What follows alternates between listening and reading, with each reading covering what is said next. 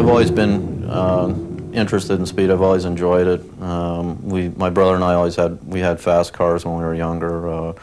I've always enjoyed the competition that sort of naturally evolved between two people with equipment that was capable of going fast. I've always been a competitive person.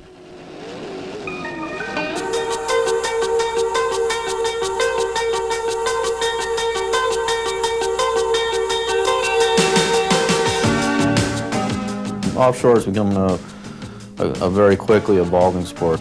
I think the thing that sets it off from most motorsports would be the element of nature, where you're running out in the open ocean, which is probably as much a race against nature as it is against man. It's grown tremendously, like in geometric progressions over the last couple of seasons.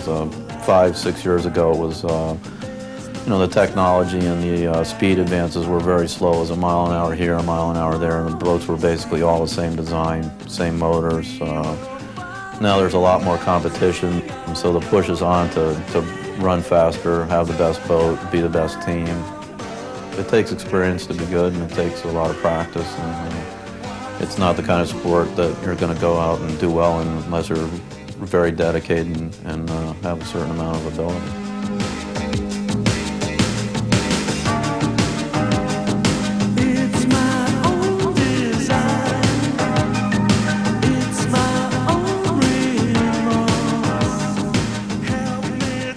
Driving an offshore boat is mostly a task of navigation. Getting from point A to point B in the straightest line is generally the fastest way to get from point A to point B.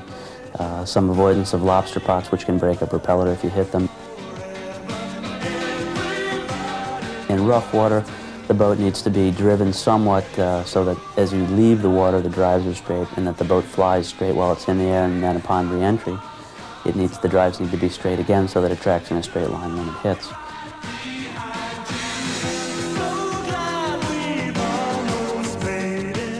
Basically, offshore racing is 90% done on land, and in the pits.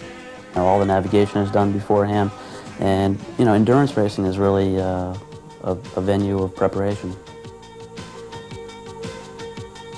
My job as throttleman is to make the boat run as fast as possible under given sea conditions, and that entails trimming the boat, setting the angles of the drives, and backing off whenever we're in the air on the throttle so that it don't over-rev the engines, and then being back on the throttles as soon as we hit the water again to maintain as much speed as possible. The typical race has at least 2 to 3 foot seas, and probably the average throttle change would be at least 1 per second, somewhere around there. So it'd be several thousand in the course of a race. It takes a coordinated effort and a lot of practice between the two of us to really work it out.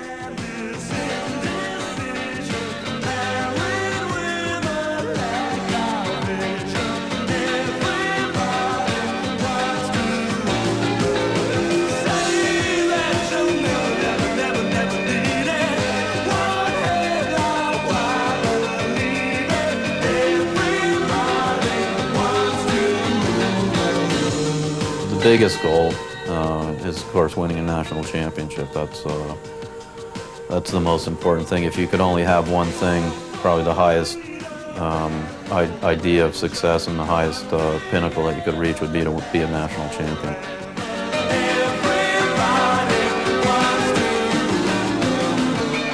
The 1985 season was a very satisfying season for us. We won the national championship with 5 victories in modified class, and then went on to win the world championship with 3 straight victories in Key West. All that season, we were also involved in building and bringing to the sport a brand new offshore boat that we were very excited about.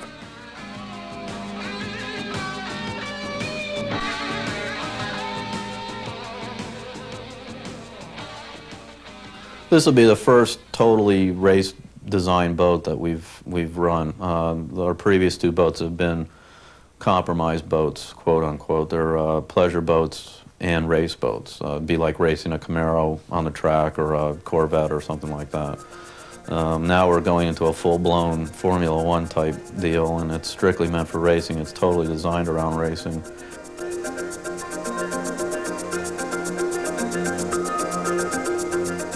I know that we're going to have as much or more horsepower than anybody else on the circuit.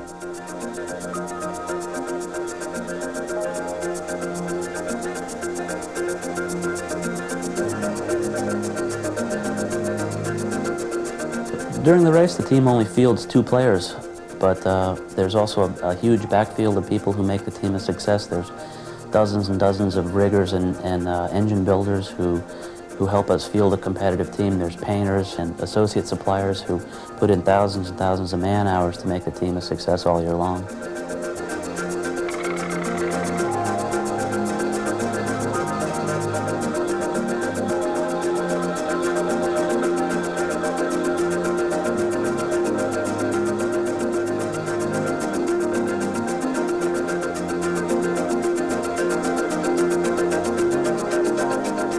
Safety is just something that we take very seriously. It's something that I've been pushing for a while.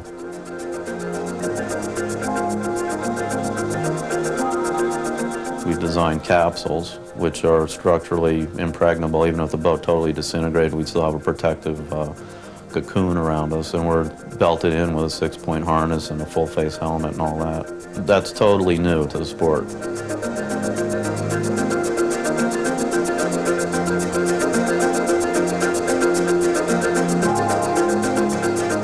We've got the boat, we've got the motors, we've got the team. I think we've proved that, and we've got the, the dedication that it takes.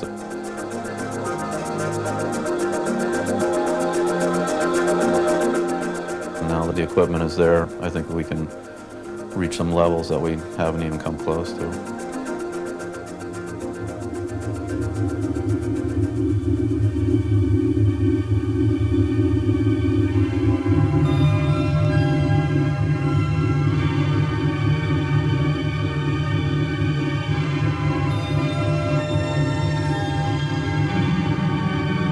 1986 was a tough season for us. We knew the competition would be tough, and it was tough. The other obstacles were that we were the new kids on the block in open class, and the people who were old-time participants are very territorial. The boat was very competitive. We won our fair share of races.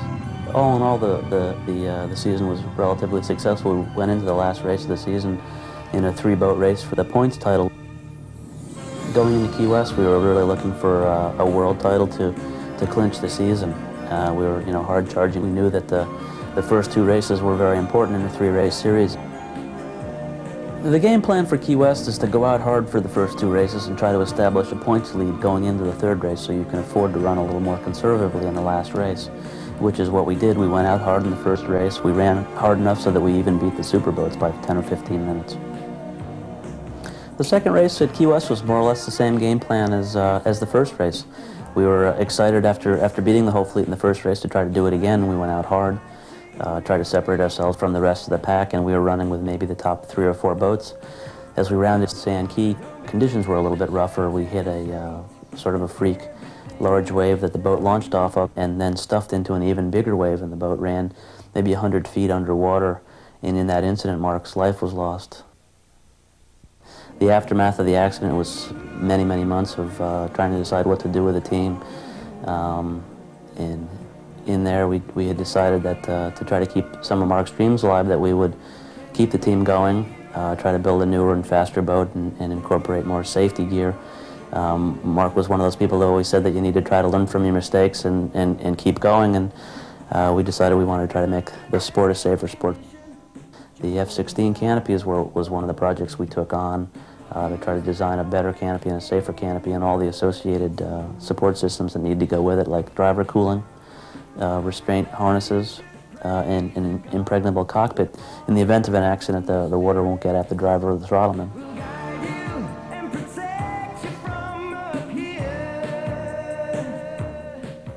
The design concept behind the new 48-foot superboat that we're building is to be the fastest offshore boat and the safest offshore boat. Basically, the hard part about doing a project like that is that every primary component on that boat is built and designed from scratch. There isn't one off-the-shelf component on the boat. We basically started from the propellers, which are the biggest props that have ever been built in offshore, coupled into a drive system that's the strongest that's ever been built in offshore, coupled with 2 4-valve big block engines that are the most efficient engines that have ever been built in offshore, and all put into a boat that's designed and built to be the fastest and safest offshore boat.